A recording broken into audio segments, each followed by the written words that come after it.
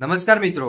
હવે અત્યારે સૌથી પહેલા વાત કરવામાં આવે તો કિંજલબેન દવેની સગાઈ થયાને હજી તો માત્ર એક અઠવાડિયું જેવું થયું છે ને એવામાં કિંજલબેન દવેને પોતાના સમાજની બહાર કરી નાખવામાં આવ્યા।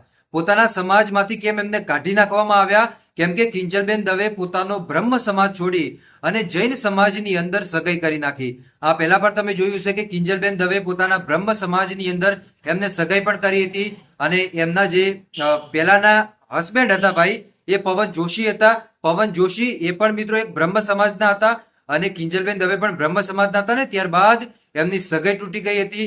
3 વર્ષ થઈ ચૂક્યા હતા અને 3 વર્ષ બાદ કિંજલબેન દવે કે જેમને ધ્રુવીન શાહ સાથે સગાઈ કરી। ધ્રુવીન શાહ એક બિઝનેસમેન છે ભાઈ, એક બિલ્ડર પણ છે અને એમની સાથે એમને સગાઈ કરી।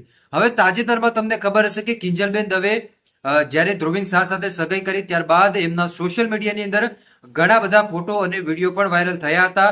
જેમ જેમ આ ફોટો અને વિડીયો વાયરલ થયા તેમ તેમ બ્રહ્મ સમાજ પણ એક્શન મોડમાં આવી ગઈ અને ગઈકાલે સિહોરી ખાતે બ્રહ્મ સમાજની મિટિંગ હતી ને આ બ્રહ્મ સમાજની મિટિંગની અંદર એવા મોટા નિર્ણયો લેવામાં આવ્યા કે જો કોઈ પણ બ્રહ્મ સમાજની દીકરી એ બહારની સમાજની અંદર લગ્ન કરે અથવા સગાઈ કરે તો એ બહારની સમાજમાં જે લગ્ન કરે અથવા સગાઈ કરે તો એ દીકરીઓની આપણી સમાજની અંદર આવવા દેવાની નથી અને પોતાના પરિવારને પણ નાત બહારની અંદર કરી નાખવામાં આવે। હવે જ્યારે દર્શક મિત્રો કિંજલબેન દવે ધ્રુવીન શાહ સાથે સગાઈ કરી ત્યારબાદ જે સિયોરીની અંદર મીટિંગ થઈ તેમાં કિંજલબેન દવે અને પોતાના પરિવારને બ્રહ્મ સમાજની બહાર કરી નાખવામાં આવ્યા।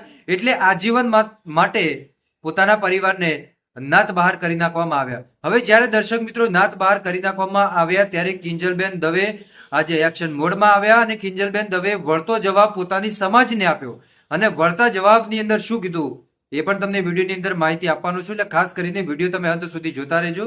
આટલા સુધી તમે વિડીયો જોયો છે તો ચેનલને પણ સબસ્ક્રાઇબ કરજો જેથી કરીને આવનારા સમયની અંદર તમને આવા અનેકો વિડીયો મળતા રહેશે। હવે અત્યારે વાત કરવામાં આવે તો કિંજલબેન દવે કે જે અત્યારે અમદાવાદની અંદર રહે છે ભાઈ પોતાના પરિવાર સાથે, કિંજલબેન દવેની જેવી ખબર પડી કે અમને નાત બહાર કરી નાખવામાં આવ્યા ત્યારે કિંજલબેન દવેનો અત્યારે એક વિડીયો પણ સોશિયલ મીડિયાની અંદર વાયરલ થયો જેમાં કિંજલબેન દવે એમ કીધું કે અમારી શું ભૂલ, જો કોઈ દીકરી નાત બહાર લગ્ન કરે અથવા ભાગી જાય તો 2 વર્ષ સુધી સમાજને ખબર પણ નથી પડતી, પણ અહીંયા તો સમાજને ખબર છે, સમાજની સાથે મેં બીજી સમાજની અંદર સગાઈ કરી તો આમાં મેં ખોટું શું કર્યું? શું તમારાથી દેખ્યું ન જવાનું? અને વધારામાં કિંજલબેન દવે એમ પણ કીધું કે અમારા સમાજના કેટલાક એવા અસામાજિક તત્વો એમને કીધું કે અસામાજિક તત્વો કે જેમને લોકો 5,000 પગાર પણ ના આપે અને એ લોકો અહીંયા દોઢ ડાયા થવા નીકળી પડ્યા છે અને સમાજનું આમ કરવા નીકળી પડ્યા છે। એ લોકોને 5,000 કોઈ રાખે પણ નહીં નોકરી પર, તો એવું પણ બેને કીધું। અને વધારામાં બેને એવું પણ કીધું કે જ્યારે જ્યારે વાત મારા મા બાપ ઉપર આવશે ત્યારે હું મારા મા બાપ માટે ભગવાનને પણ છોડવા માટે તૈયાર છું, એવું કિંજલબેન દવે કીધું હતું। હવે મિત્રો કિંજલબેન દવેને પોતાના સમાજની બહાર તો કરી નાખવામાં આવ્યા, એમાં તો કોઈ સંકોચ અને સ્થાન છે નહીં, તો હવે કિંજલબેન દવે પોતાની સમાજની અંદર આવશે ક્યારે? હવે હું તમને જણાવી દઉં કે કિંજલબેન દવે કે જેમની હમણાં સગાઈ થઈ હતી, હવે જો મિત્રો કિંજલબેન દવે પોતાની સગાઈ તોડી અને જો પોતાની બ્રહ્મ સમાજની અંદર આવે તો એ પોતાની સમાજની અંદર રહી શકશે।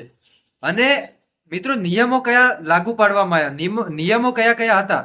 તો કિંજલબેન દવેને પોતાના પરિવારને બ્રહ્મ સમાજની અંદર બોલાવવા નહીં, બ્રહ્મ સમાજની અંદર કોઈ પણ દીકરી અથવા દીકરાના લગ્ન હોય કે ધાર્મિક પ્રસંગ હોય તો પણ કિંજલબેન દવેના પરિવારને આમંત્રણ પણ ન આપવું અને પરિવારને બોલાવવો પણ નહીં।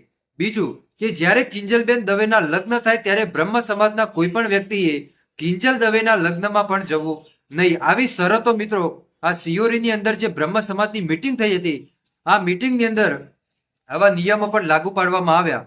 હવે આગળના સમયની અંદર આપણે જોઈશું કે કિંજલબેન દવે હવે શું વધારે એક્શન મોડમાં આવશે કે કેમ? અત્યારે તો એક્શન મોડમાં આવી ગયા, એમને કીધું પણ કરી કે મારા મા બાપ માટે હું ભગવાનને પણ છોડવા માટે તૈયાર છું, કેમ કે ભગવાને મા બાપ જ કહેવાય, બરોબર?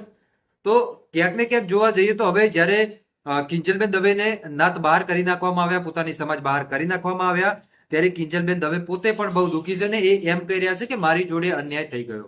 હવે દર્શક મિત્રો તમે શું કહેશો કિંજલબેન દવેને લઈને, કે શું ખરેખર કિંજલબેન દવેની વાત સાચી હતી કે ખોટી, કે શું ખરેખર કિંજલબેન દવેને નાત બહાર કરી નાખવામાં આવ્યા તો બરાબર થયું કે ન થયું એ તમે લોકો મને કમેન્ટ કરીને જરૂર બતાવજો। બાકી મળીશું આપણે નવા વિડીયોમાં નવા ટોપિક સાથે, ત્યાં સુધી બધાને જય માતાજી, જય દ્વારકાધીશ।